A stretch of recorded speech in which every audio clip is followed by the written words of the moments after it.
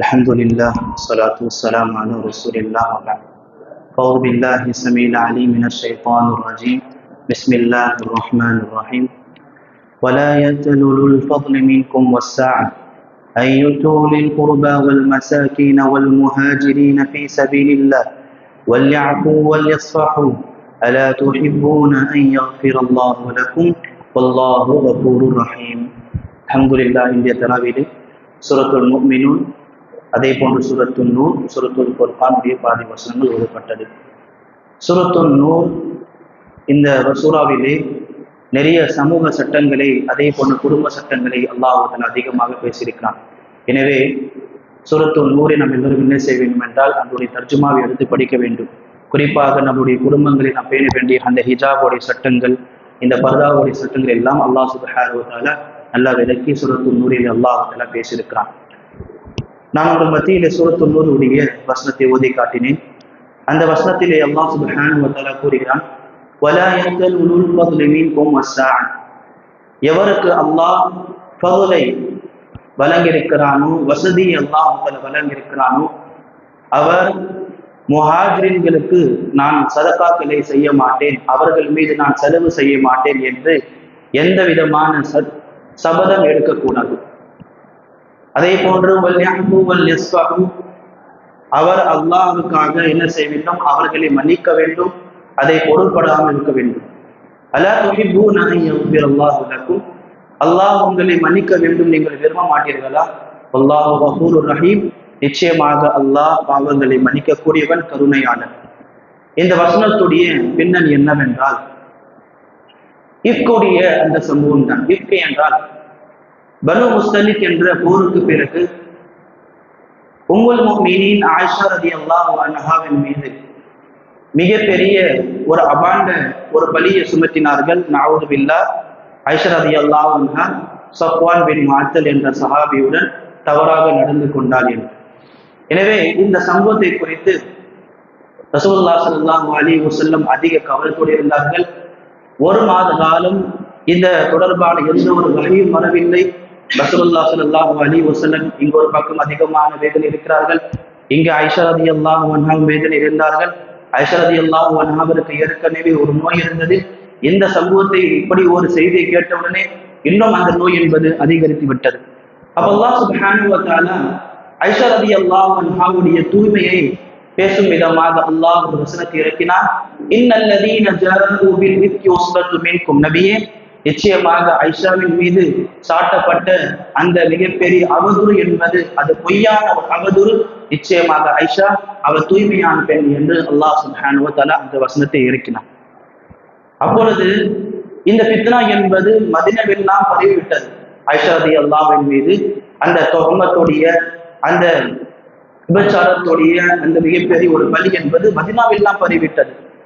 இந்த சம்பவத்திலே 3 சஹாபாக்களும் சிக்கிக் கொண்டார்கள்.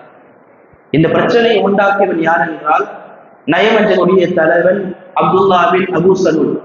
அவனுடைய இந்த ஃபித்னாவிலே 3 சஹாபாக்கள் விழுந்து விட்டார்கள்.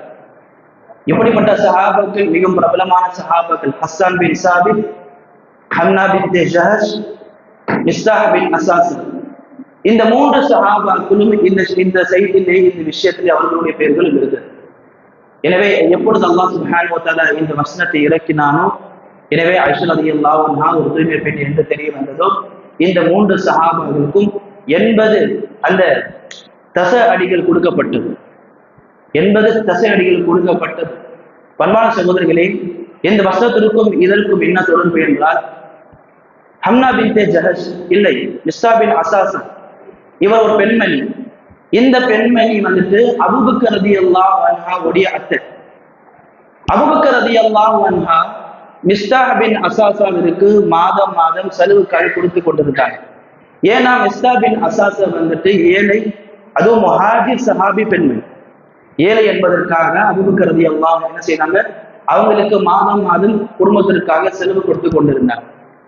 இவங்களும் இந்த ஒரு செய்தியில் இருக்கிறாங்க, இந்த ஒரு சம்பவத்தில் இருக்கிறாங்க தெரிந்த உடனே அபூபக்கர் ரலியல்லாஹு அன்ஹு சத்தியம் செய்துட்டாங்க, இதற்கு பிறகு என்னுடைய பெண்ணின் மீது அந்த புகார வைத்த அந்த பொய்யான அவதூறு வைத்த இந்த மிஸ்தாஹ் பின் அசாஸ் அவருக்கு நான் எந்த செலவும் நான் வழங்க மாட்டேன் என்று.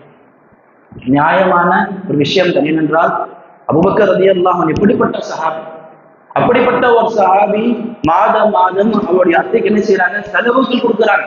அவங்களுக்கு மட்டும் இல்லாம அவங்களுடைய பிள்ளை அபு இஸ்ஹாவுக்கும் செலவு தராங்க. இப்படி என்னுடைய பெண்ணின் மீது இப்படி ஒரு அவதூறை வைத்திருக்காங்க என்பதை நினைத்து அபூபக்கர் அதிகமாக கவலைப்பட்டு என்ன செய்தாங்க, அவங்க சத்தியமாகிட்டாங்க, இதற்கு பிறகு நான் என்ன செய்ய மாட்டேன், என்னுடைய அத்தை அபு இஸ்ஹாவுக்கு நான் எந்த விதமான செலவும் நான் தர மாட்டேன்.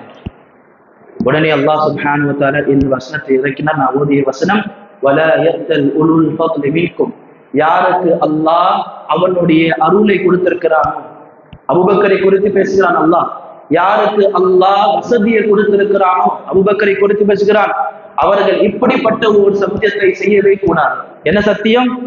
நான் இப்படி என்னுடைய அத்தையான அபு மிஸ்ஸாவிற்கு நான் எந்த செலவும் தர மாட்டேன். தவறு நடந்து விட்டது. அவர் ஒரு முஹாஜிர் பெண்மணி, அதே போன்ற சஹாபி.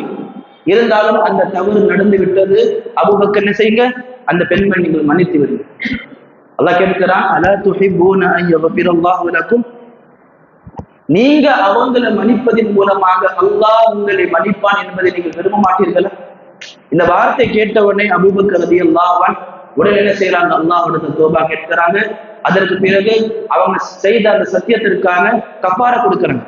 ஒரு சத்தியத்தை செய்து நாம் சத்தியத்தை ஒடுக்கணும் என்றால் அதற்காக கஃபாரா கொடுக்கணும். அந்த கஃபாரா கொடுத்து சொன்னாங்க, நான் இதற்கு முன்பதாக என்னுடைய அத்தைக்கு எவ்வளவு செலவு கொடுத்தேனோ அதை விட அதை செய்யணும், இதற்கு பிறகு நான் அதிகமாக கொடுப்பேன். ஏன்? அல்லாஹ் என்னை மன்னிக்க வேண்டும். நான் இவர்களை மன்னித்தேன் என்றால் நாளை மறுமை நாளில் அல்லாஹ் என்னை மன்னிக்க வேண்டும். நிச்சயமாக அவன் பாவங்களை மன்னிக்கக்கூடியவன். அன்பான சகோதரிகளை, இந்த வசனத்தின் மூலமாக நமக்கு தெரியவடையக்கூடிய பாடம் என்னவென்றால், நாம் இந்த உலகத்திலே மனிதர்களை மன்னித்தால் அல்லாஹ் நம்மளை மன்னிப்பான். மனிதன ரூபத்தில் எல்லோரும் பலகீனமானவர்கள். நாம் எந்த பாவம் செய்யவில்லை என்றாலும் நம்முடைய எதிர்த்தரப்பாளர் நம் மீது அனிதம் செய்கிறார். ஆனால் அந்த அனிதத்திற்கு நீங்கள் பதில் கொடுக்காமல் அதை நீங்கள் மன்னித்தால், அவருடைய தவறுகளை நீங்கள் மன்னித்து விட்டால், அதை பொருட்படுத்தவில்லை என்றால் அல்லாஹ் என்ன செய்வார், உங்களை மன்னிப்பார். பாருங்க, வரலாற்றில் எவ்வளவு சம்பவங்கள் இருக்கிறது. ரசூலுல்லாஹி ஸல்லல்லாஹு அலைஹி வஸல்லம் அவர்களை மக்கா மக்கள் எப்படி எல்லாம் விரட்டினார்கள். ரசூலுல்லாஹ் அவர்கள் மதீனாவுக்கு போறாங்க. அதே மக்காவை ரசூலுல்லாஹ் அவர்கள் கையாளுவதற்காக வராங்க. மக்கா வாசிகள் எல்லோரும் கவலையோடு இருந்தாங்க. மக்களுக்காக எல்லோரும் மிகப்பெரிய வேதனை இருக்கிறாங்க. எந்த முஹம்மது நாம் விரட்டி எடுத்தோமோ அந்த முஹம்மதுடைய கையில இந்த மக்கா வந்து விட்டதே, நம்மளோட நிலைமை என்ன ஆக போகுது என்று ரசூலுல்லாஹ் சொன்ன வார்த்தையில், லா தஸ்ரிப அலைக்குமுல் யௌம், இதற்கு பிறகு நான் உங்களை இன்னும் செய்ய மாட்டேன்னு சொல்லிட்டாங்க ரசூலுல்லாஹ். பன்மான சகோதரிகளே, பிறர்களை மன்னிப்பதன் மூலமாக அல்லாஹ் நம்மளை மன்னிப்பான். இந்த பழி வாங்கக்கூடிய தன்மை அன்பான சகோதரிகள் இது மிக கெட்ட குணம்.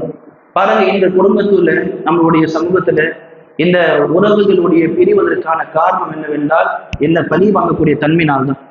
அவன் அப்படி செய்துட்டானா நான் இப்படி செய்யறேன், அவன் என்ன இப்படி சொன்னா நான் இப்படி சொல்றேன், அவன் என்ன 2 அடி அடி சொன்னா 5 அடி அடிக்கிறேன். அன்பான சகோதரர், நீங்க மன்னித்து பாருங்க, அல்லாஹ் உங்களுடைய அந்தஸ்தை உயர்த்தும், உங்களுடைய கண்ணியத்தை அல்லாஹ் உயர்த்தும், உங்களுடைய தரஜாத்துக்களை அல்லாஹ் உயர்த்துவான். நாளை மறுமை நாள்ல சில அடியார்கள் பாவம் செய்திருப்பாங்க. அந்த பாவத்தை கொண்டும் அந்த அடியார்களை அல்லாஹ் மன்னிப்பான். அந்த அடியான் கேட்பான், அல்லாஹ் நான் உலகத்திலே பாவம் செய்தனே.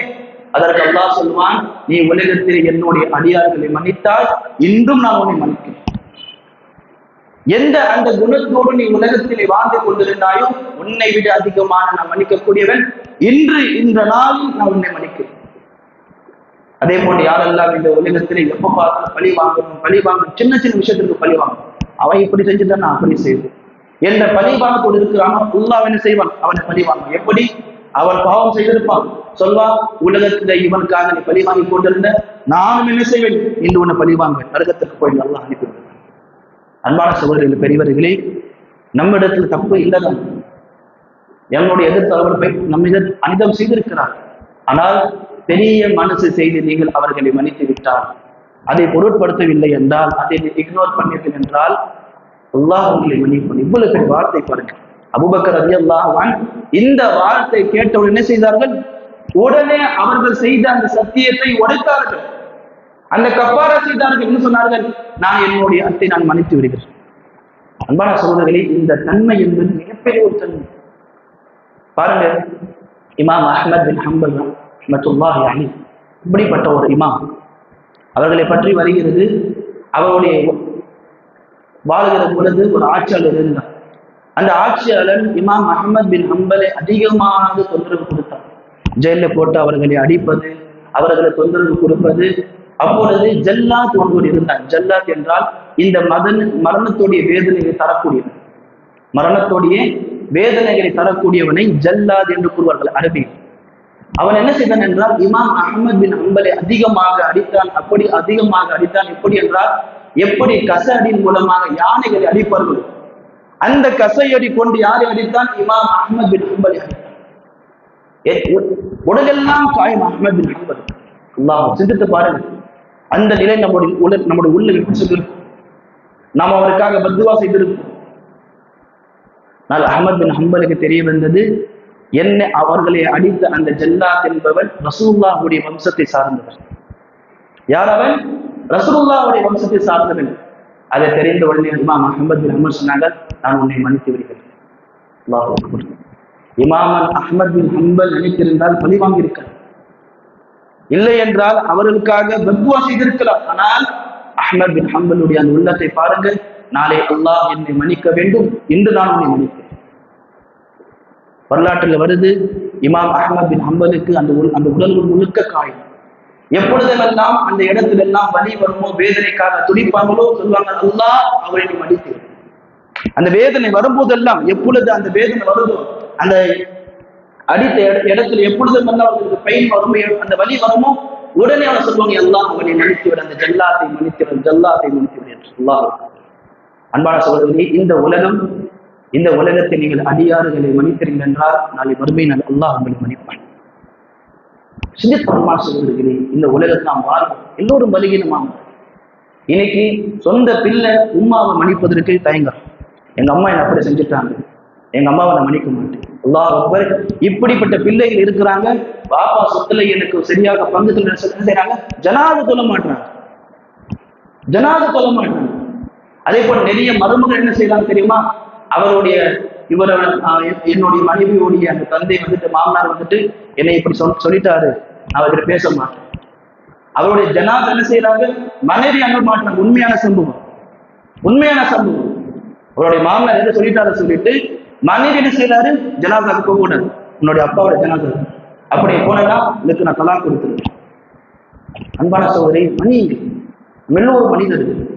அவர்களை நீங்கள் மன்னித்த நாளை அல்லாஹ் உங்களை மன்னிப்ப. சிந்தித்து பாருங்க, நம்ம எல்லோரும் எவ்வளவு பாவம் செய்யணும், காலையிலும் மாலையிலும். அந்த பாவலை கொண்டு நாளை மறுமையில் நிற்கிற பொழுது என்ன நிலைமை? நபிமாவுடைய நிலைமையை நப்சி நப்சி என்ற நிலைமை நம்ம சிந்தித்து பாருங்க.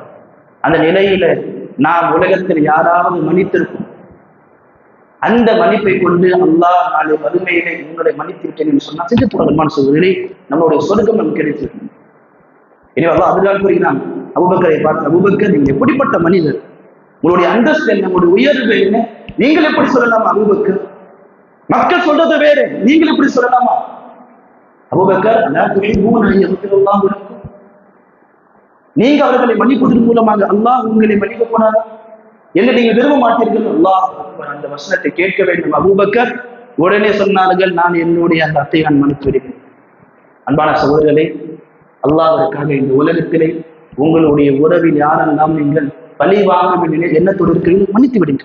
இன்றே போங்க, போன் பண்ணுங்க, நான் உன்னுடைய இந்த பகையில் இருக்கிறேன், என்னை மன்னித்து, நீயும் என்னை மன்னித்து நான் உன்னை மன்னித்து விடுவேன். சகோதரர்களே, குறிப்பாக ரமதானுடைய மாதத்திலே உங்களுடைய உறவு யாருடன் தான் முடிந்திருக்கிறதோ உங்களுடைய அமல்கள் ஏற்றுக்கொள்ளப்படுமா தெரியுமா? அதற்காக தான் நம்ம ஆரம்பத்திலே அந்த போர்டு நாம் எல்லோரும் எழுதி போட்டிருந்தோம்.